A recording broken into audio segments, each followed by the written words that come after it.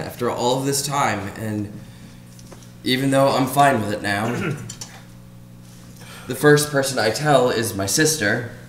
And I have to keep in mind that this is the same year that my father's passed away, so she starts to cry. She's in shock. I'm in shock.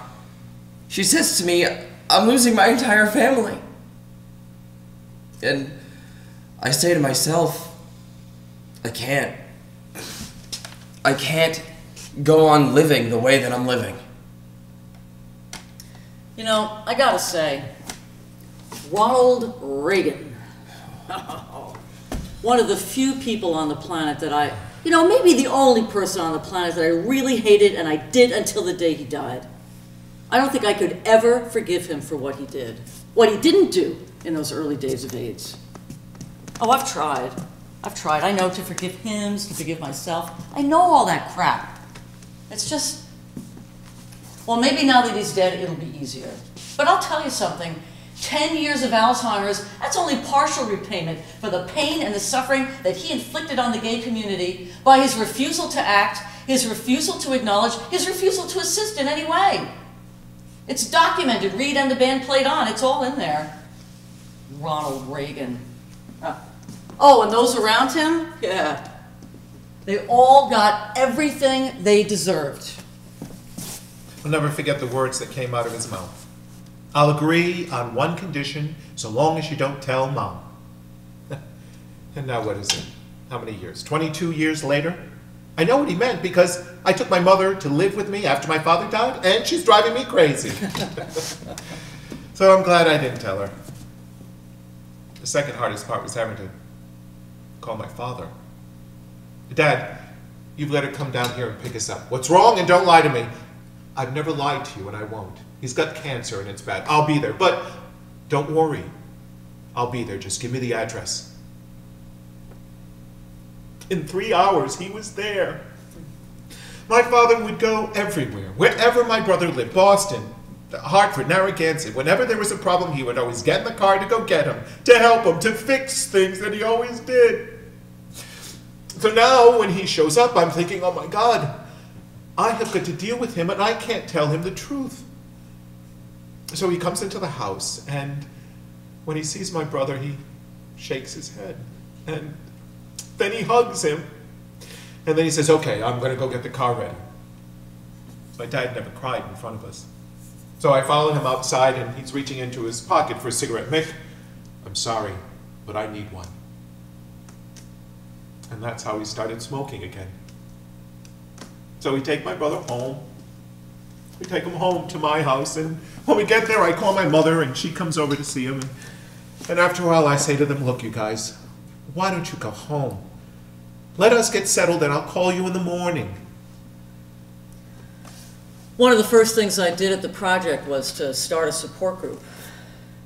And I learned more about life from helping these people deal with death than anything I've ever done or may ever do in my whole life.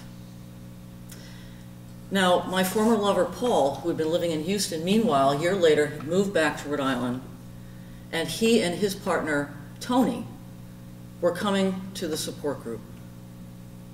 For me to see this man each week, this man that I had loved, that I still love, dealing with this disease, he and Tony both. I put my head on the pillow that night. I'm thinking, this is a nightmare. I don't know what to do, who to call, what do I say? The one thing I did know, though, it was back in the closet. Back in the closet for both of us, back in the closet for the neighbors. I had excuses to make. I had a lie to live. I couldn't tell anyone that my brother's dying of this disease.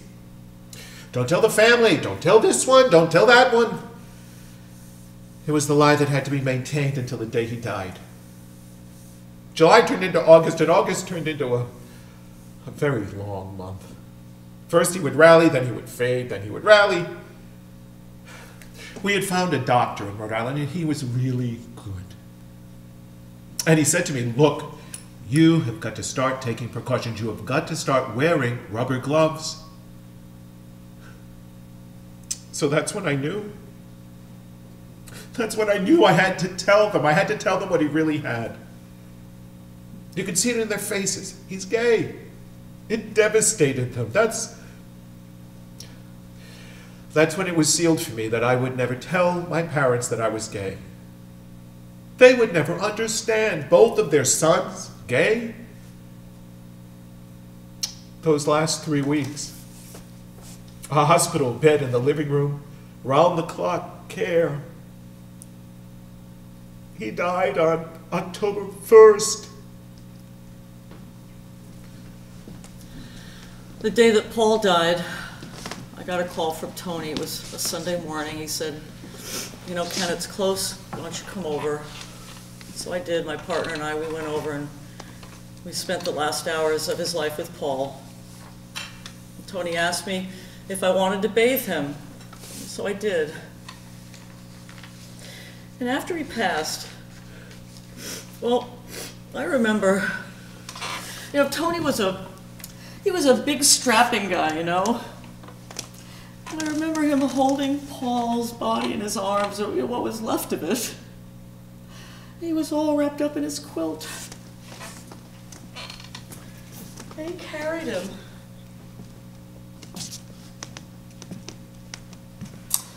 He carried him through the whole house.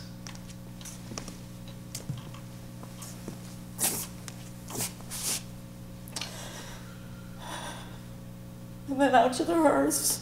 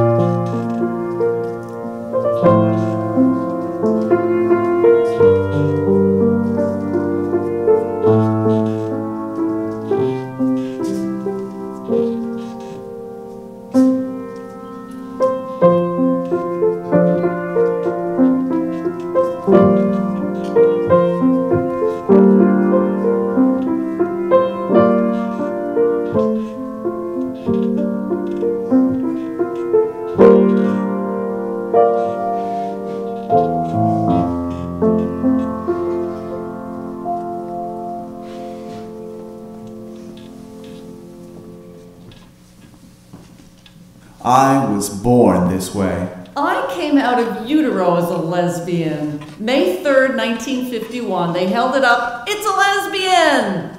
Anybody who comes up to you and asks if you are a lesbian or are you gay, I thought has got a lot of nerve. I didn't appreciate it. But now, if it's done in a different way, I would gladly say, yeah, I'm a lesbian. What of it? You know, who cares? I'm not in your pants, am I? It's interesting to me that at the ripe old age of 60, I'm beginning. I'm still discovering who I am. And I'm still evolving. It's only been in the last 2 or 3 years that I've begun to identify as TG.